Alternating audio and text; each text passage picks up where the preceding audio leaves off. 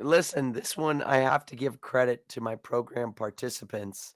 So Norwegian Cruise Line, because they featured this, they asked about it last night on our program participant only workshop. So we do a workshop every Thursday where we find and set up on candidates.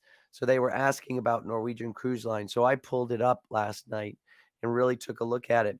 Listen, I love Norwegian Cruise Line because it's sort of a boring stock. I mean, it's in the cruise line. So it is in that kind of sector we've been talking about, which is leisure travel. Leisure travel is hot right now.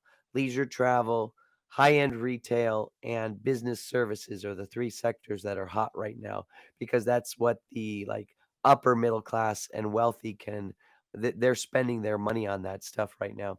But when you take a look at Norwegian Cruise Line, well, they have formed a level of support that's been tested twice. They have formed this level of resistance that has been tested twice. That's my criteria for determining a nice channel. They're not too expensive. I like that. And it does look like they're forming a top. And so that's a great recipe for selling our theta decay or our time decay premium. So then I came over and I looked at the option chain and I was looking at Norwegian Cruise Line and they're traded like every 50 cents. So we've got a lot of granularity so we can like design like the most perfect fitting option strategy and there's liquidity. I was looking at the bid ask spread and there's only like a penny or 2 between the bid ask spread, which tells me there's a lot of trading going on. That's on the near term. The more important option we look at for liquidity is the one that's 3 to 6 months out.